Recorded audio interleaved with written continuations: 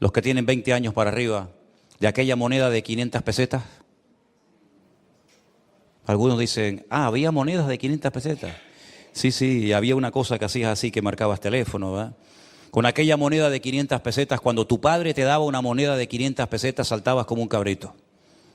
Yo me acuerdo que yo tenía un Mini, mi primer coche fue un Mini, pero no el Mini este moderno de hoy en día, el Mini. Yo le ponía 1000 pesetas de gasolina al coche. 1000 pesetas son el equivalente a 6 euros. ¿Quién se atreve a ir a una gasolinera hoy en día y decirle al hombre, póngame 6 euros de gasolina? El hombre dice, oiga, me está vacilando. Si el otro día le puse gasolina a la moto y fueron 10 euros, imagínate. ¿Cómo ha cambiado la vida, verdad? Todo ha cambiado de una manera increíble. Cuando nosotros vinimos de Venezuela, la televisión era en blanco y negro, el que la tenía, porque no existía la televisión en colores. Claro, algunos me están escuchando y ponen cara de dinosaurio, diciendo, pero este hombre ¿de qué nos está hablando? Sí, mi hermano, la guagua costaba medio duro, 2.50. ¿Qué te parece? Todo era diferente, todo era distinto. Nadie tenía teléfono móvil, no había internet, no había WhatsApp, no había Facebook, no había YouTube. Bueno, por no haber, no había a veces ni comida. Pero éramos felices, ¿sí o no? No extrañábamos de menos tantas cosas que hay hoy en día. Dicen que hay jóvenes hoy en día que están más enganchados al teléfono que muchos drogadictos en su época. De hecho, hoy en día ya a los niños no se les da la chupete, la chupa. Se le da la máquina diabólica directamente y se tranquiliza. Yo no sé si son los colores, los destellos o yo no sé qué, pero la vida ha cambiado totalmente. Pero la pregunta es, ¿y a los cristianos también les ha cambiado la vida? Pues también, mi hermano, también nos ha cambiado la vida. Porque yo me acuerdo hace años cuando yo me convertí y comencé a ir a la iglesia por primera vez en mi vida, allí en Las Palmas, que el cristianismo en aquellos tiempos no era tan complicado. Era algo más sencillo, la gente no se complicaba la vida, no había tantas falsas doctrinas y enseñanzas y herejías raras que vinieron después de los años, ¿verdad? Era todo más sencillo, orar, leer la Biblia, venir al culto, ser feliz, disfrutar con la familia. Luego comenzaron a levantarse doctrinas y pastores auténticos vividores por todas partes. Y uno decía, Dios mío, pero ¿qué es lo que ha pasado con la iglesia? ¿Qué es lo que ha pasado con el cristianismo? ¿Verdad? Es como si todo el mundo se hubiera vuelto loco. Nunca me olvidaré un día cuando cerca de aquí de la iglesia fui a buscar, creo que ya lo he contado en otras ocasiones, estos punteros láser, que sirven así para señalar cosas en la pizarra. Eso sí lo conocen, ¿no? Eso sí, ¿no? Y entonces el muchacho que me atendía tenía acento colombiano. Y yo le dije, tú eres colombiano. Me dice, ¿y usted cómo lo sabe? Digo, bueno, conozco mucha gente de Colombia, porque yo soy pastor evangélico y tengo muchos amigos y pastores conocidos allí en Colombia. Entonces me dice, ¿usted es pastor evangélico? Digo, sí. Dice, ¿usted es el que le quita las perras a la gente del bolsillo? Ustedes son los que le roban el dinero a la gente. Digo, tranquilito, que puedo ser tu padre, un repetito. Pero ese es el concepto que este muchacho tenía, que los pastores son los que le roban dinero a la gente. No sé de qué pastor estaría hablando, de mí no, por lo menos. Pero nosotros los cristianos tenemos que estar preparados porque los últimos tiempos, según la palabra de Dios, van a ser tiempos difíciles y tiempos peligrosos. Y sobre todo me dirijo ahora a la juventud, a los que se han casado recientemente o a los que están en perspectivas de hacerlo. Piénsenlo bien, porque cuando tengas hijos y metas a tus hijos en esos colegios donde pasan horas y horas y horas en manos de desconocidos, van a forzar a tus hijos a que acepten ciertas y determinadas cosas que hace tiempo eran auténticas barbaridades, pero que hoy en día son normales. Tú como padre y como madre no vas a poder hacer nada, porque incluso puedes llegar a ser detenido si no permites que a tus hijos les metan en la cabeza doctrinas y enseñanzas totalmente antibíblicas y antinatura, yo diría también. Así es que estamos viviendo en tiempos donde lo malo ahora es bueno y lo bueno antes era malo. Donde lo dulce ahora es salado y lo salado ahora es dulce. Donde el mundo está al revés. Incluso si os dais cuenta, hasta la misma naturaleza ha cambiado. Antes donde hacía frío, ahora hace calor. Y donde antes hacía calor, ahora hace frío. Hoy hacía más frío aquí que en la laguna. ¿De cuándo a dónde? Todo ha cambiado, absolutamente todo. Lugares donde antes no faltaba el agua, ahora oran y claman al cielo para que llueva. Y lugares donde no caía ni una gota, ahora oran para que no siga lloviendo porque el nivel de agua ha subido una barbaridad. Todo está al revés. Menos mal que en medio de este mundo enfermo y loco tenemos las promesas de Dios que no cambian. Amén, hermanos. Un Dios que dice en su palabra: yo seré el mismo, ayer, hoy y por los siglos. Nada podrá cambiar a Dios. Lo que Dios dijo que estaba mal, sigue estando mal. Lo que Dios aprueba y bendice, Dios lo sigue aprobando y bendiciendo. ¿Por qué? Porque Dios no cambia, Él es inmutable. No cambia con las modas, no cambia con las generaciones, sino sigue siendo el mismo. Y una de las cosas que nos dijo el Señor en su palabra es: en el mundo tendréis aflicción, pero confiad, yo he vencido al mundo. Uno ve la vida del mismo Señor Jesucristo y no fue una vida fácil, ¿eh? No piensen ustedes que como era el Hijo de Dios y como tenía tanto poder y tanta influencia en la gente, su vida fue un camino de rosas. No, la vida de Jesús fue durísima, durísima. Había gente que lo odiaba y había gente que no paró hasta que lo crucificaron en Jerusalén. Había gente que le amargó la vida a él y a todos los que venían después de él, a sus discípulos, a Pablo, a la iglesia, etcétera, etcétera. Pero él dijo: confíen, no se preocupen, no se amarguen, no se depriman. Yo he vencido al mundo y mi paz os dejo, mi paz os doy, no como el mundo la da. Qué importante es vivir en paz, mi hermano. Qué importante es tener la paz de Cristo en nuestros corazones. ¿Tú la tienes? ¿Se acuerdan ustedes cuando a un muchacho de aquí de la iglesia un jueves a la tarde le dije: mira, vete a la farmacia aquí en la esquina? Antes estaba aquí en la esquina, ahora está en la otra esquina. Vete y por favor pregúntale si tienen paz. Y el muchacho fue calladito y le dijo al de la tienda: perdón, me manda el pastor de la iglesia, me pregunta si ustedes venden aquí paz, un jarabe, un supositorio, algo. Y el muchacho lo miró así raro y dice: no, aquí no tenemos esas cosas, mi niño. El chico entró y le dije: ¿qué te dijo? No, que esas cosas no las venden. Digo: entonces vete al bar de aquí al lado que está lleno de gente. Vete al bar y pregúntale. Entonces cuando entró le dice: oye, el pastor me dice que si aquí tienen paz. Y le dice: ¿qué más quisiera yo tener paz aquí? Y le dije: ¿os dais cuenta? ¿Os dais cuenta? El hombre, con todos sus inventos y con todos los artilugios que ha inventado, el hombre no ha inventado todavía paz. Ni los ricos pueden comprar un gramo de paz. Porque la paz, el único que te la puede dar es el príncipe de la paz, que es nuestro Señor Jesucristo. Con Cristo hay paz. Aunque no haya comida, pero hay paz. Aunque no haya salud, pero hay paz. Aunque no haya trabajo, pero hay paz. Míralo, por ejemplo, navegando en el mar de Galilea. Una tempestad terrible, terrible. Pero el Señor dormía tranquilamente en la barca. ¿Sí? Despiertan al maestro y le dicen: Señor, sálvanos, que perecemos. Y el Señor le dijo: tranquilos, hombres de poca fe. El Señor durmiendo en medio de la barca sin ningún problema. Ya pueden pasar los niños porque me están poniendo carteles aquí y de un momento a otro explota la pantalla. Ya pueden pasar los niños a la escuela dominical. Esa fue la primera sensación que yo sentí en mi vida cuando fui por primera vez a una iglesia parecida a esta y le dije a Dios: yo no sé si tú existes o no, no lo tengo muy claro. Pero si tú existes, yo quiero que me des paz porque no la tengo. Y desde ese día, creo que tenía 17 años, tengo 61 ahora mismo, ni un solo día la paz de Cristo se ha ido de mi vida. Se han ido otras cosas y han venido otras, pero la paz de Cristo es permanente. Nada ni nadie te la puede quitar. Tendrás días de abundancia, tendrás tiempos de escasez, te aplaudirán, te cuestionarán, te criticarán, te apoyarán, todo lo que tú quieras. La vida es cambiante. Hoy el que está arriba, mañana está abajo y viceversa. Pero la paz de Cristo permanece para siempre. Y la Biblia dice que los que confiamos en Dios podremos tener la paz del Señor constantemente en nuestras vidas. Con este concepto de la paz, algo tan importante, quiero llevarles a la misma porción que yo leía esta mañana cuando les compartía la palabra a los hermanos del Puerto de la Cruz. En el capítulo 4 de Timoteo, de segunda de Timoteo, a partir del versículo 6, leemos las palabras de un hombre que sabe que le queda poco tiempo de vida. sabe que de un momento a otro lo van a matar en una cárcel en Roma.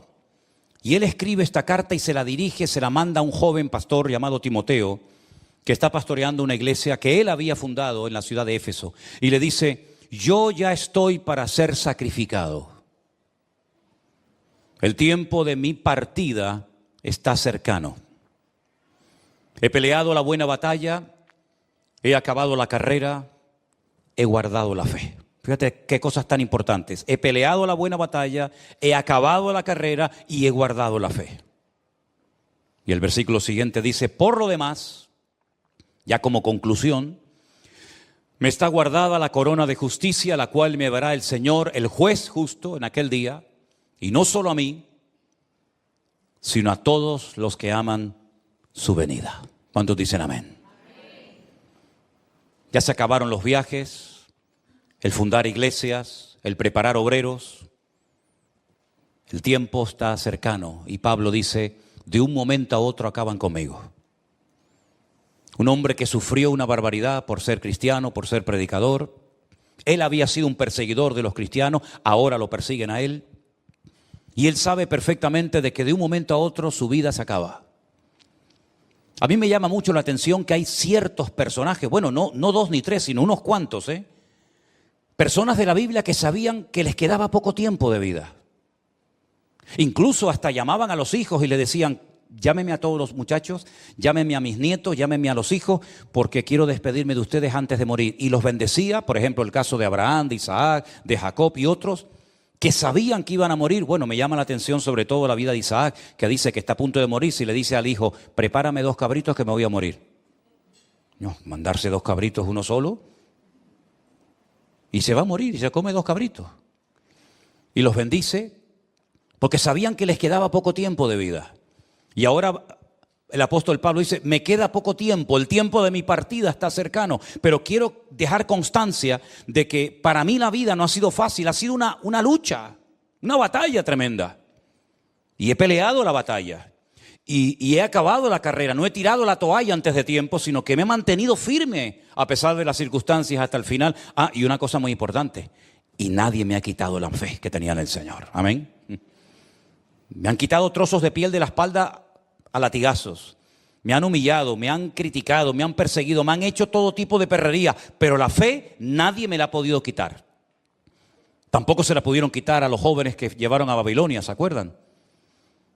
Se los llevaron cautivos a Babilonia, mataron a sus padres, les quemaron el templo, les destruyeron la ciudad, etcétera, etcétera, pero no pudieron robarle la fe de sus corazones. Tampoco a José.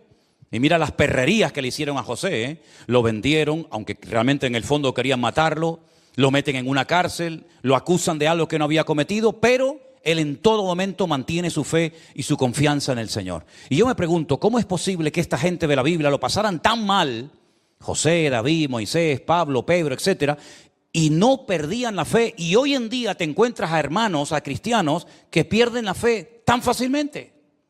¿Cuál era el secreto de aquella gente? Porque parece que cuanto más los torturaban, más fe tenían.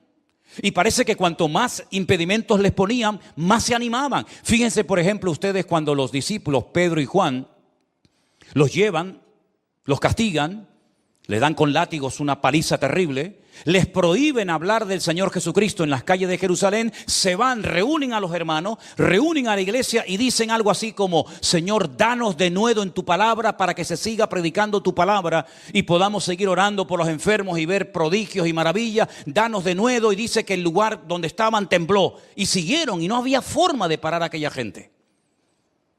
Y a Pablo lo metían en cárceles y desde la cárcel seguía cantando.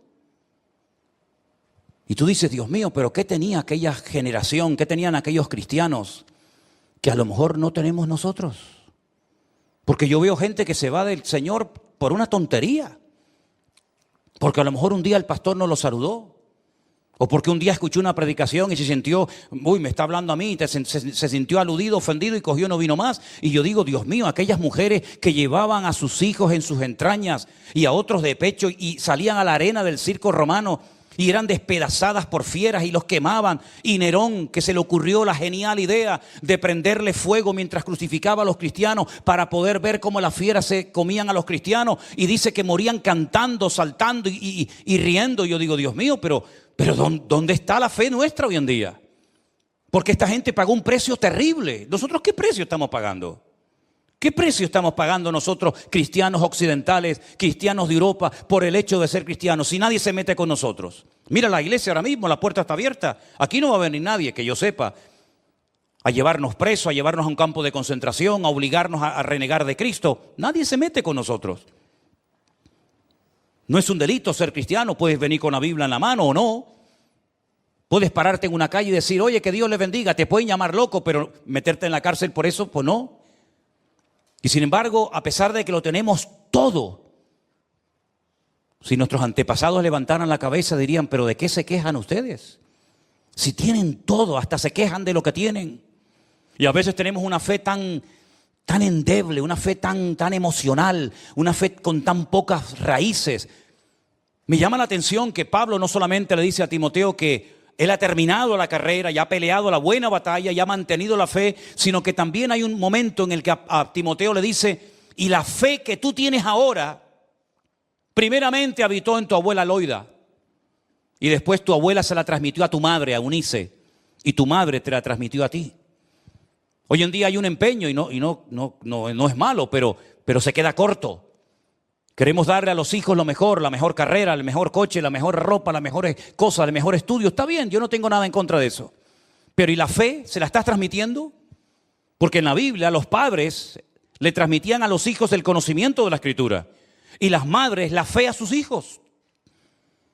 Porque yo dije esta mañana, y estoy convencido de ello, que hay varias formas como puede venirte a ti la fe, como puede crecer la fe. Por ejemplo, hay un versículo que dice, la fe viene por oír y por oír la palabra de Dios. Lo conocéis, ¿verdad?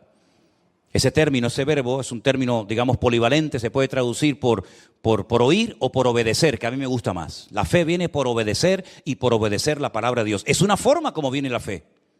Pero hay momentos que te viene la fe y tú ni la has pedido, es como un don, como un regalo, ¿no?, que el Señor te da.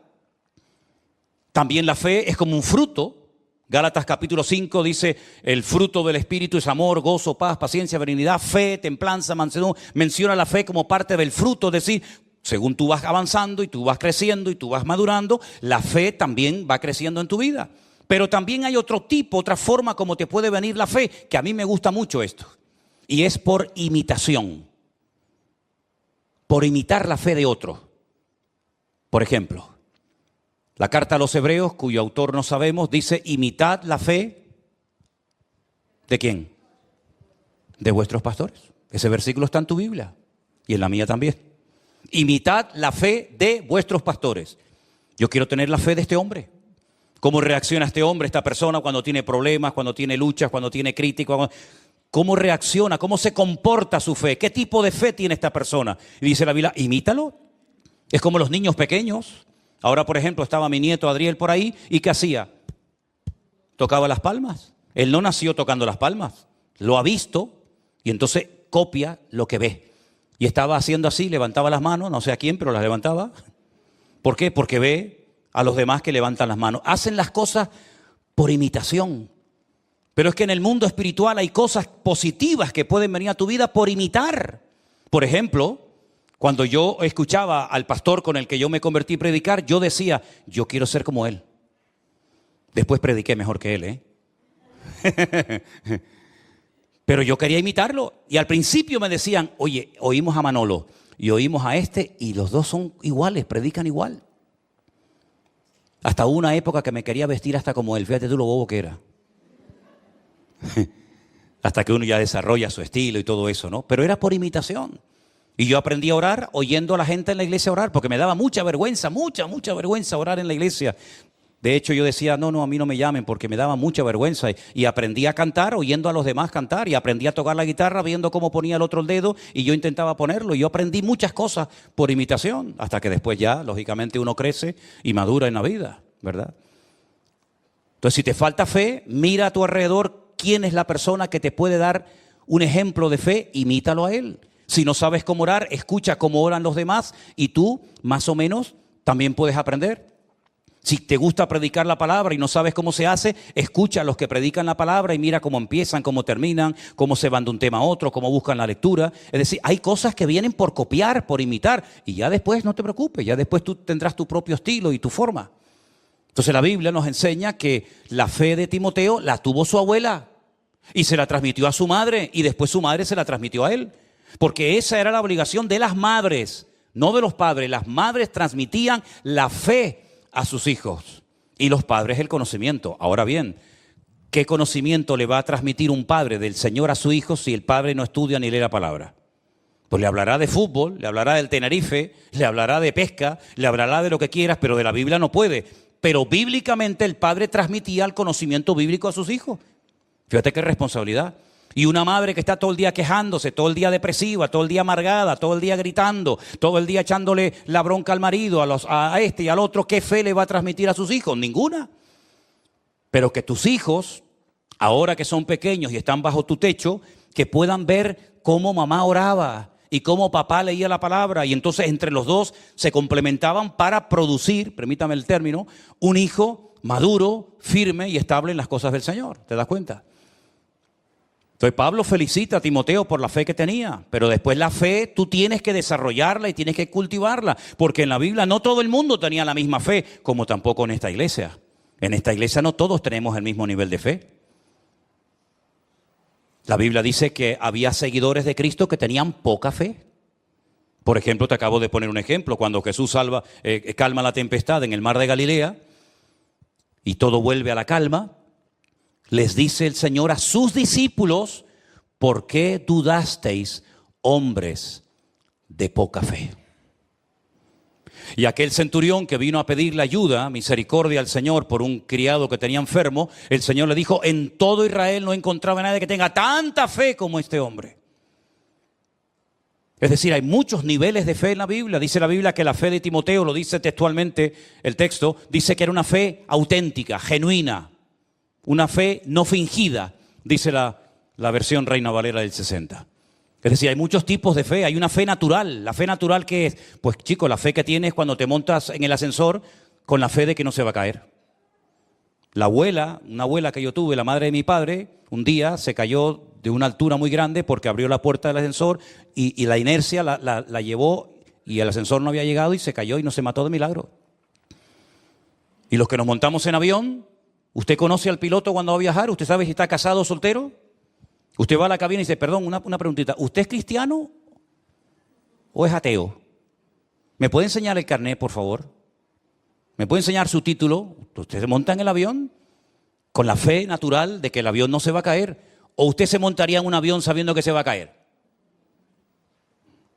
Eso no es fe, eso es ser bobo. ¿No? Hay una fe natural. Y cuando usted coge el coche en la carretera, si yo sé que me voy a matar en la carretera, pues no me monto. Hay una fe natural que todo ser humano tiene. Y cuando uno va por la calle no va mirando a ver si te van a tirar una maceta en la cabeza. Hay una fe instintiva, una fe natural, ¿verdad? Hay una fe natural que dice que cuando usted termina de trabajar, llega el patrón y le paga su sueldo. Eso es fe, pero es una fe natural. Pero esa fe no sirve para mover montañas espirituales. Esa fe no sirve para obtener resultados en el mundo espiritual. Hay otro tipo, otro nivel de fe, que es la fe bíblica, la fe que el Señor nos da. Y Pablo dice que esa fe a él nadie se la pudo quitar. Aunque le dieron palos, aunque lo apedrearon, aunque fue náufrago, aunque estuvo en la cárcel, nadie le pudo quitar la fe de su corazón. Porque la fe no estaba fundada en emociones, no estaba fundada en sentimientos, no estaba basada en circunstancias, en hombres, estaba basada en Cristo. Y Cristo es la roca sobre la cual podemos edificar nuestras vidas. ¿Cuántos dicen amén? Si usted no edifica su vida sobre Cristo, ¿sobre qué la está edificando? Podemos tomar buenas decisiones en la vida y malas decisiones. Pero lo importante es decir, Señor, yo tengo un fundamento, yo tengo una roca en mi vida, que cuando vengan los problemas, cuando vengan las circunstancias, yo voy a permanecer firme porque yo sé en quién he creído. Y la fe va a ser probada, ¿eh? Si usted dice que tiene fe, vale, vas a tener que demostrarlo. Vas a tener que demostrarlo. A mí me llama la atención que la Biblia no dice que nuestra paciencia va a ser probada. No digo que no lo sea, pero bíblicamente no lo puedo demostrar. No puedo demostrar con un texto en la Biblia que la Biblia diga que el Señor nos va a probar la paciencia, nos va a probar la templanza, nos va a templar incluso hasta el amor. No dice nada de eso. Pero la Biblia sí dice que nuestra fe va a ser probada por el fuego. Y Dios sabe cómo